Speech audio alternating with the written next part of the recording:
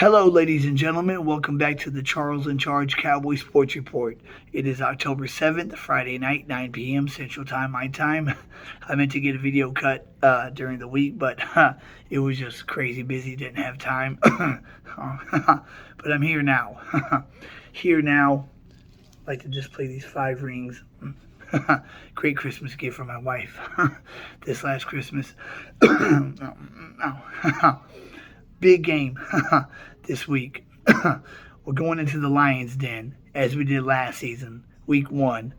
Last season we went to the Lions' Den, came up 2 points short.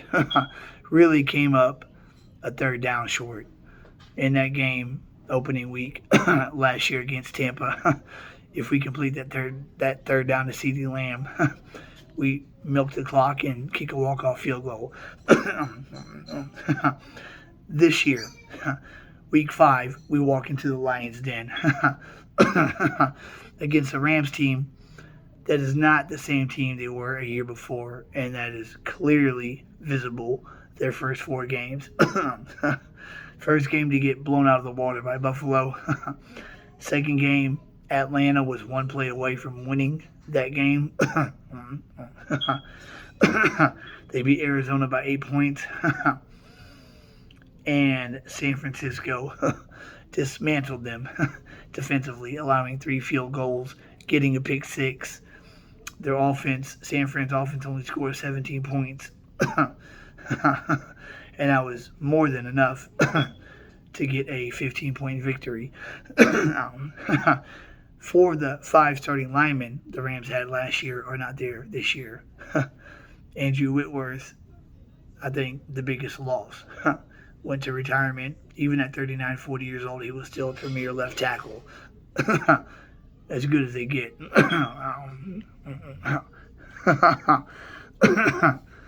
Some interesting stats. Right now, our defense is ranked 5th overall. We're 3rd in points allowed. We're 2nd in sacks, only behind Philly. Check this stat out. If you haven't heard it yet this week, you're hearing it now. The first 4 games, we have not allowed opponent 20 points, right? Every game, the first 4 teams have not scored 20. It's been under 20. The last time we did that was 1973. 1973 was the last time we started the first quarter not allowing 20 points in any game.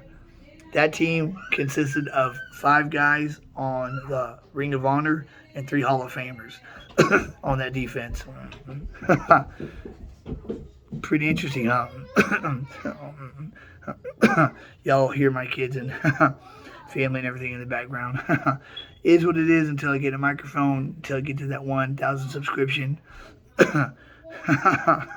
deal and start building the show bigger. Please subscribe, like, and share. If you have not subscribed yet and you're watching, please do subscribe. Every subscriber counts. My first goal is to get to 1,000. Please press that red button. It is free. I've got good content. Follow up with me every video. I've been following this team 30 years. I know what I'm talking about. This time last year, we had a good defense. Our defense was good last year. I believe everybody would agree on that. This time last year, after 4 games, we allowed 97 points and 13 touchdowns. After 4 games this year, we've allowed 62 points and 4 touchdowns. That's 9 less touchdowns. 72, 82, 92? And 35 less points throughout the first 4 games. And you're talking about a Tampa Bay offense. Week 1 that had Julio Jones, Mike Evans, Chris Godwin, 4th quarter.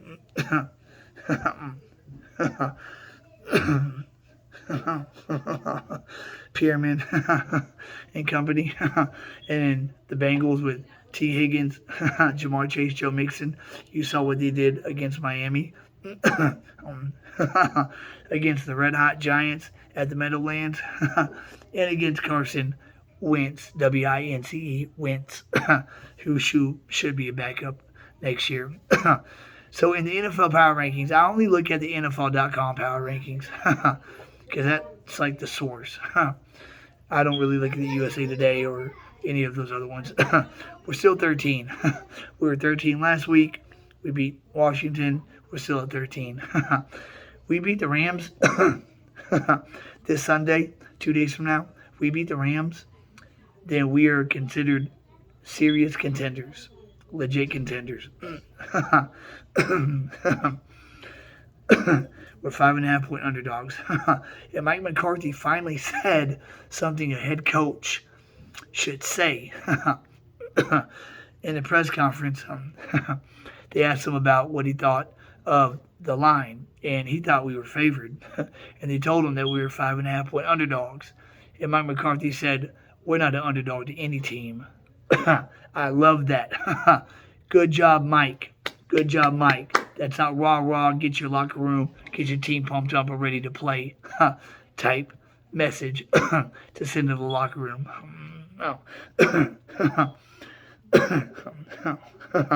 This maligned offense has gotten blown out of the water twice in 4 games. And they're favored by almost a touchdown against us. Defense y'all gonna eat. Jason Peters is out. Sorry about that. Constantly clearing my throat. That's my Tourette's. Trying to get that limited to when I'm doing videos.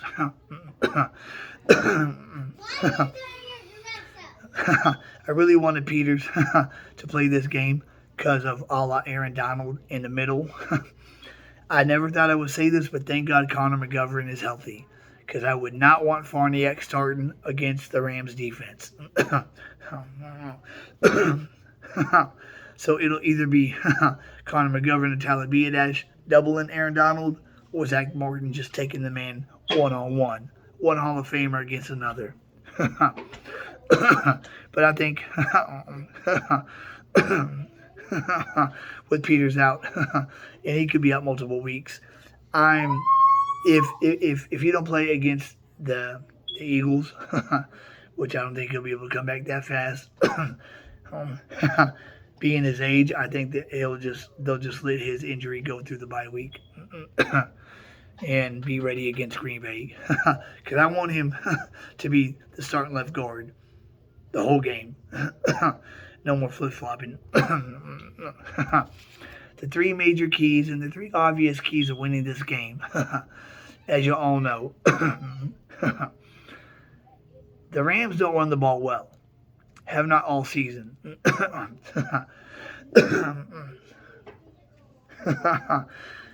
To start the game in the first and second quarter, we shut down the run first and foremost on defense. We shut down the run. Don't allow more than 2 yards of carry. Force them into second and third and longs. That's where they're at their weakest. Matthew Stafford is the most sacked quarterback in the NFL behind Carson Wentz. San Fran had, 6-7 sacks against him Monday night, a strip sack, a pick 6. The young safety's coming up for San Fran. Stop their run game early and establish our run game early, which I think we can. I think our offensive line is not as bad as people think. Tyler Smith, I believe, can take Leonard Floyd out of the game. Leonard Floyd has been quiet all season. Been a big disappointment for the Rams. They got rid of Von Miller. Thought Leonard Floyd would be just as good. They were wrong. They were very wrong. Stop their run game early and get ours started early. That'll set the tone for the whole game there. And then number 2, just let our defense dominate. Let our defense do what it does. And I think this game, week 5, we finally get our first defensive touchdown. And I think it'll be a pick 6 or a scoop and score. That's a 50-50 there. But I do think our defense will take one back. Especially if Matthew Stafford and company get down 10, 14 points. And it's in the second half. And they got to start pushing it. Because the only guy The only two guys that Stafford throws to is Cooper Kupp and Tyler Higbee. Van Jefferson on IR has been a big loss for them. Allen Robinson, the big free agent they signed in the offseason, looks like he's out of gas. Oh. Hasn't done anything this year. So it's really Trayvon Diggs on Cooper Kupp.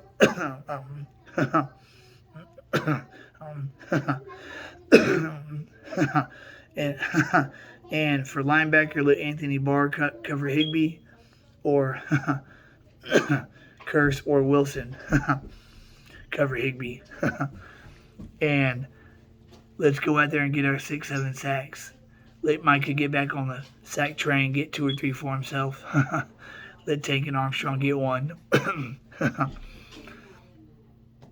And then number 3, my personal number 3 is let Cooper Rush loose. If our offensive line can give him time in the pocket, time enough in the pocket,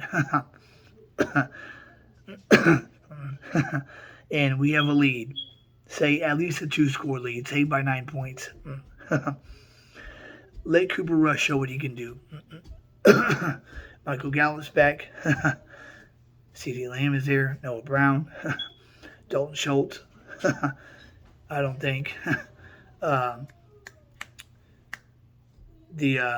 4th round tight end is going to play Ferguson, but Hendershot is a good receiving tight end. Open up the playbook and let Rush show you what he can do. Because in the last game against Washington, we saw him come out with some empty sets. Usually, backup quarterbacks don't come out with empty sets. You know that's a pass because there's nobody in the backfield. Let's let Rush air it out. I would love to see Rush get 300 yards and 3 touchdowns. I would love that. If we get that run game going early,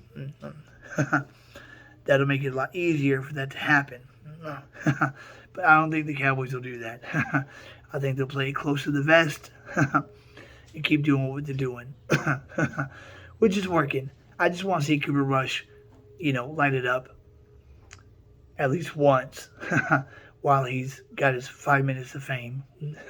Because so far, all the reports are when Dak can grip the ball 100%, the job is his again. Although Jerry Jones, when asked about that, could Cooper Rush take this starting job from Dak if he keeps on winning? Jerry Jones' answer was no. A pause. No. A pause. And then we'll just see how it goes. So Jerry's leaving that door open for Rush to take this job over. And it's very convenient, the injury that Dak has, of how good he can grip a football. They can milk that week by week if they want to. If we beat the Rams, we move up from 13 into the top 10 in the power rankings, that's for sure. And then the biggest game of the year, Dallas at Philly, week 6, Sunday night. I don't think Dak will be ready for that either. Not 100%. And if he's not 100%, like I said, I do not want him out there. So that'll be Cooper Rush's show. Cooper Rush gets by the Rams and wins convincingly. And then goes up to Philly and pulls out a win. I don't care if it's by 1 point. And we are, 5-1 after that? Number 1 in our division. I don't see how you put the man on the bench. If he beats the Rams this Sunday, which I think we've got a good shot, because we are strong in every weak area that they have. And if he does that and then beats Philly, I don't care how he beats them. I don't care if it's 3-6, 3-0, 13-10. If he comes out of there with a W, I don't see how you sit him against Detroit and Chicago. I really don't. Because that would be five wins in a row.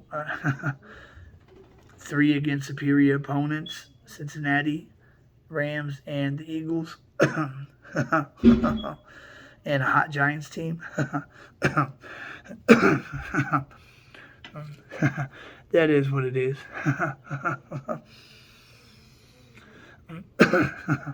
But I'll give you my score prediction for this game. We hold the Rams to 13 or less. They have 3 scoring drives like they did against the Niners. Niners let them get 3 scoring drives, 3 field goals. They get 3 scoring drives against us, 2 field goals, but one of them will be a touchdown. I think we put up over 30 this time. I said that last week against the Commanders. We were at 25. We could have gotten over 30, but we had 4 field goal drives. And on that 3rd and 1, after that nice return by Turpin, we tried to get cute and pass it instead of run it, and we could have ran that ball. We had 20 more yards to go into the end zone. I figure we get 24 on offense, which won't be bad against this Rams defense, which is pretty good. 24 on offense and 1 on defense. And maybe 1 on special teams. If we get them to punt a lot and Turpin has 2 or 3 prime returns where he has real estate to run, room to run, and blockers in front of him, I think this might be a game where he gets his first tub too. Because every game he's been getting closer and closer to getting that punt return into that end zone. So watch out for Turpin, the special teams this week. And watch out for DaRon Bland, who will play in place of injured Jordan Lewis in the slot. This kid was a steal in the 5th round. Played good all preseason. Jordan Lewis pulled something before the Commanders game, so he was out. They threw Bland in over Joseph. That tells you something. Bland is a Daisy Fresh rookie. Kelvin Joseph is in the 2nd year. And DaRon Bland had an interception in his first NFL game. So I'm pretty confident with DaRon Bland playing nickel in this game. He's very opportunistic. The defensive touchdown might be Bland taking it back for 6 instead of Diggs. We don't know. But we'll see. Man, I cannot wait. Cannot wait for 3:25 p.m. Sunday afternoon. If we take down the Rams, we'll have beaten the 2 teams in the Super Bowl last year and survived a tough first 5-game stretch. 3 teams in the last 2 Super Bowls, Tampa, Cincy, and the Rams. And then a 1-loss Giants team. And then the Commanders, who is a pretty easy out. But if we beat the Rams, we get instant credibility. Nobody will underwrite us anymore. We'll be 4-1 going into the biggest game of the year. And we will have quality wins under our belt with a backup, facing adversity all year. And with Jason Peters out, I'd rather him be in, of course, but I'm not worried because we have faced adversity all year and have overcome it. And our offensive line will do their job like they have done all season long. Peters or no Peters. That's it for this episode. 31-13. That's my prediction, and that is a dominant win over the Super Bowl champs. Say 6 sacks, a defensive touchdown, and possibly a special teams touchdown. If Turpin takes one back, then it could be 38-13. Call me crazy. Don't shake me with a butter knife like Law says. But I think this game, with our strengths against their weaknesses, and we don't have many weaknesses, they have a lot. This game has a chance to really be a one-sided affair, and that would be beautiful. So that's it for this episode, guys. Please subscribe, like, and share. First goal is to get to 1,000 subscribers, 4,000 watch hours. Therefore, I can start doing live shows. And when I start doing live shows, guys, it's going to get live, believe me. Y'all will be entertained. Please press that subscribe button. Send the video to a Cowboy friend of yours. Have them subscribe. Right now, it's just me and my cell phone. Once I get over 1,000, I get that microphone. I get some sort of studio. I can get this more legit and a lot more entertaining. Right now, you just get my take on things. But help me grow this channel, DC Nation. And I promise you, I'll pay you back tenfold. I guarantee you that. My show will be entertaining as Law's is, as anybody's is. It'll be up there with the best of them. This show is still fairly new. And I'm still learning the ins and outs of it. But we're going to beat the Rams. And I guarantee this victory. Put it in 3-inch headlines like Jimmy Johnson said in the 93 championship game. I guarantee we get this win. And it'll be by 2 scores or more. 2 or 3 scores. We're going to dominate L.A. In L.A., you know, more Cowboy fans than Rams fans over there. It's going to be 50-50, maybe 60-40 in our favor. Might be like a home game for us. California is our second home as it is. So that's it for this episode, guys.